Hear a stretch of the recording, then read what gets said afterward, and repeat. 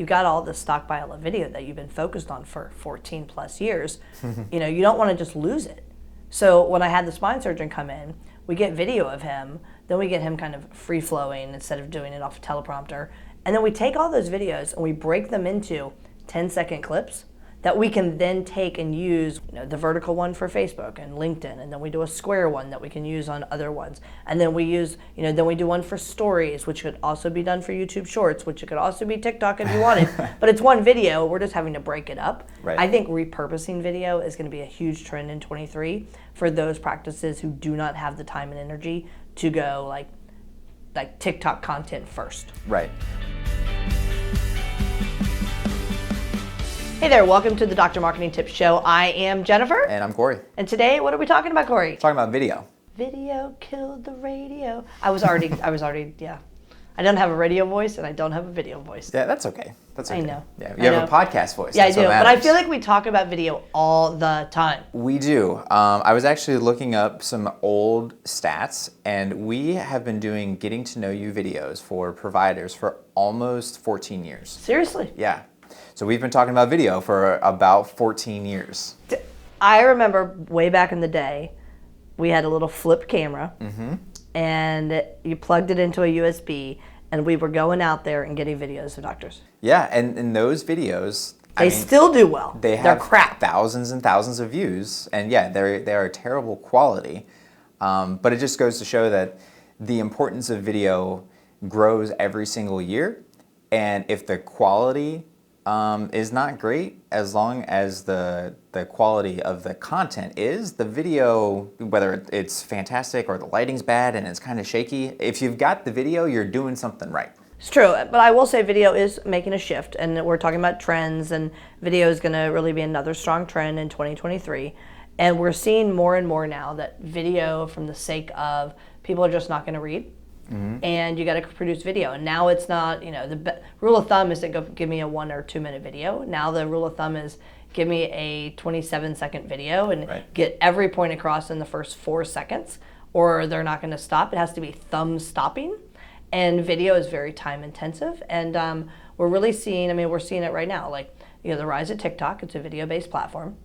YouTube is now coming out this week, making it where you can get your vanity URLs for YouTube Shorts. They also, this was announced today actually, they're rolling out a new feature on YouTube where you can watch other streaming services on YouTube. So not the big guys, not the Netflix and the Hulu, but you can watch like NBC and Paramount Plus and all of those things. So what YouTube is trying to do is they want to be your home for all videos.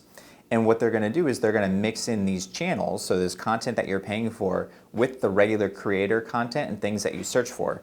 Meaning that if you have a ton of provider videos, those are going to get filtered in as people are getting ready to watch Yellowstone or whatever.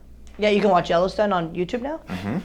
Interesting. I watch a lot of RV and camping videos and a lot of dog training videos for my new puppy. Yeah. You go to YouTube for that, right? I go to YouTube. Yeah. I get it on my phone and I stream it up I cast it up to the TV, and I'm at 80-something inch TV, and my videos look great unless they're those old flip phones. Right, exactly. But they're there. They are there. And they're showing up in search. So, yeah, exactly. So a couple of stats I just wanted to read here. So we know how important video is. We say it all the time, but the numbers really kind of drive it home. So research by Cisco found that videos account for 82% of all online traffic. Which is insane, yeah.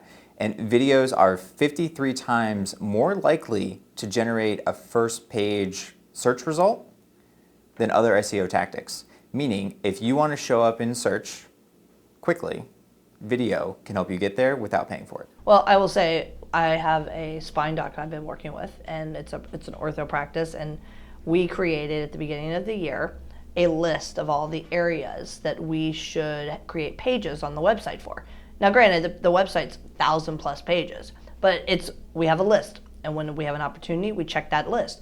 We no longer write the page copy. We go to the physician, especially this new spine doc. I have like 6 spine pages, and I got him to do videos for every single one. We're gonna lead with the video, then we'll turn that into the long form piece because we know that's gonna show up in search. Yeah, and that's a really good way to do it because we've been burned that way in the past where we will identify a list of procedures that we want to focus on, go write the content, and then when it comes time for approval, the surgeon will see it and say, well, that's not exactly accurate. That's not how I do it. So to flip that and have them do the video, we learn from that and say, okay, doc, will you tell us how you do it? And then we'll write the content based off of that. So it's tailored to you. I think that's a good tip for people that are looking to get into video. Well, and it also kind of leads me to another trend in 23, which I think is a trend in 22, but it's going to be definitely a trend in 23. You've got all this stockpile of video that you've been focused on for 14 plus years. You know, you don't want to just lose it. So when I had the spine surgeon come in, we get video of him, then we get him kind of free flowing instead of doing it off a teleprompter. And then we take all those videos and we break them into 10-second clips that we can then take and use, you know, the vertical one for Facebook and LinkedIn, and then we do a square one that we can use on other ones. And then we use, you know, then we do one for stories, which could also be done for YouTube Shorts, which could also be TikTok if you wanted. But it's one video, we're just having to break it up. Right. I think repurposing video is going to be a huge trend in 23 for those practices who do not have the time and energy to go like TikTok content first. Right. Well, and you know, you spend all this time and energy to get this video, so it makes sense not to just edit it once and then put it on YouTube and then forget about it.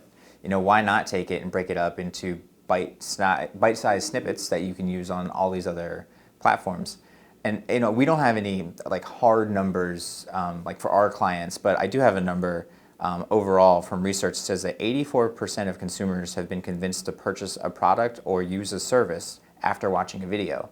And we know that for 14 years now. You know this, yes. Yeah, we've been doing these getting to know you bio videos, and people, I mean, daily, I'll hear from the surgeons, they'll say, oh yeah, somebody came in again today, and they said that they wound up scheduling an appointment because they watched that stupid video that you guys did. I don't think the video is stupid, but you know, that's Absolutely. what they say. Absolutely. And another place you can use video, you know, I think it's great. You put it on YouTube. YouTube will plug into your website, makes it easy enough. You want to make sure it's on YouTube because you want it to be very searchable. Right. Is YouTube like what, the third largest search engine now? Was the second, now it is the third behind TikTok. Yeah. And Google. So there's Google, TikTok, which tend to toggle back and forth, then YouTube always.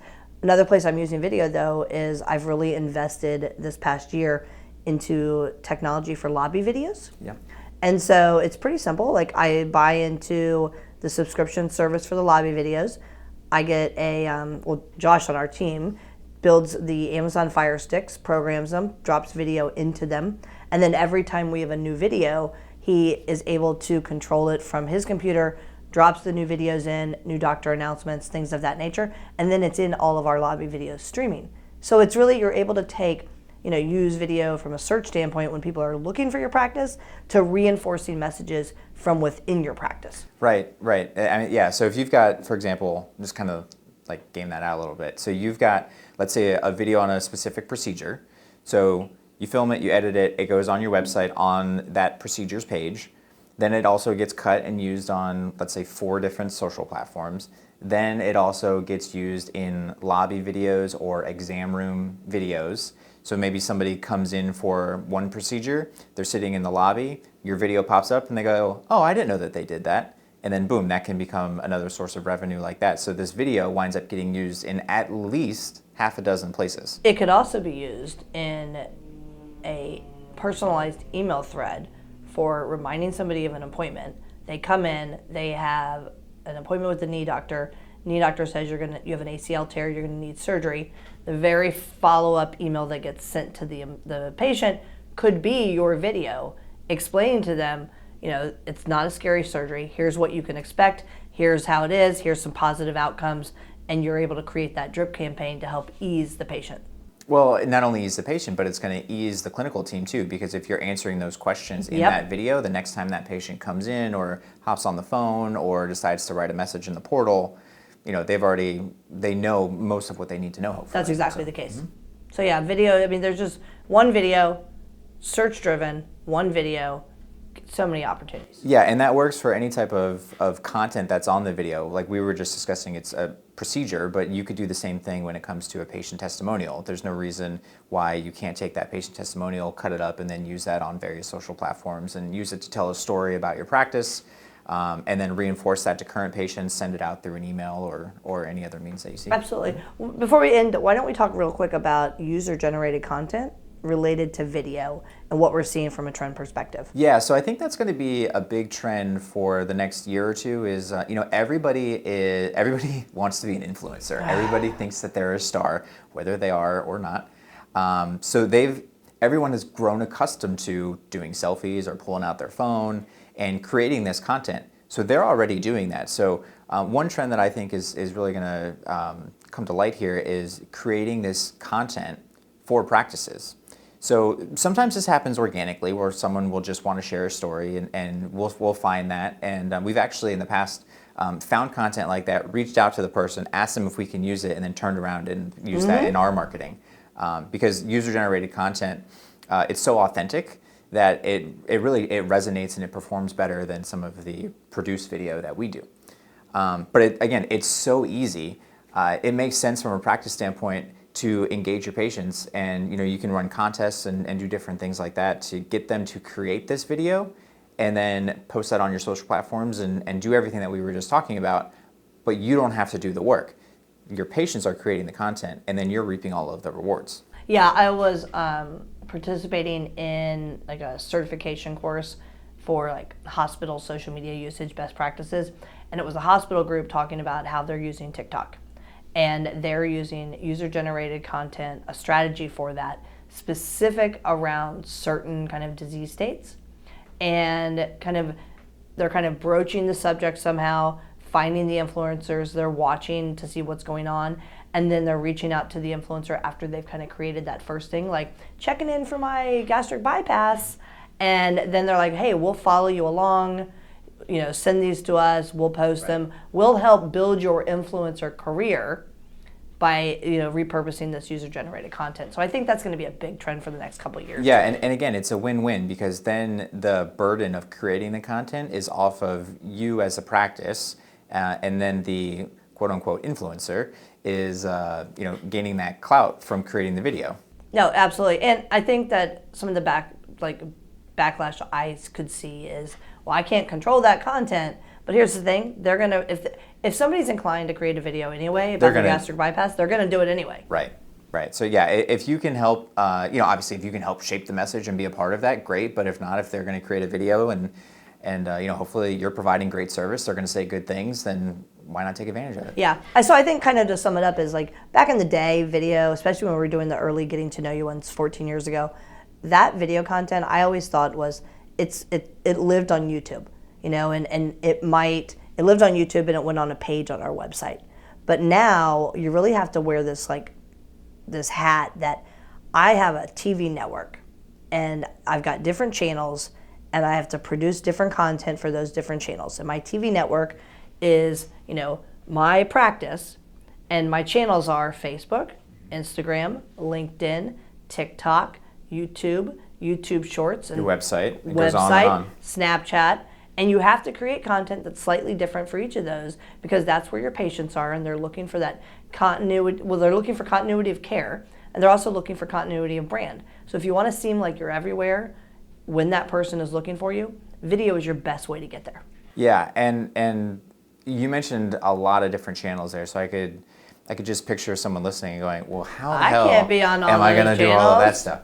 And I think that you don't want to be on every one of those unless it makes sense. Like if you are, let's say, a dermatology practice, does it make 100% sense for you to be on Facebook? Maybe not, because if your ideal patient is a little bit younger, they're probably not on Facebook. They're probably going to be on Instagram or Snapchat or TikTok. So really, you have to kind of look at your patient mix and then identify where the highest ROI is for you, and that's the place to start. But know that once you start there, that's not where you finish. It can go to a bunch of different places, but that's a great place to actually dip your toe in the water, see if it works, make adjustments, and then scale to the other. That's right. So that's part of the reason we switched from just being an audio podcast to being a video show.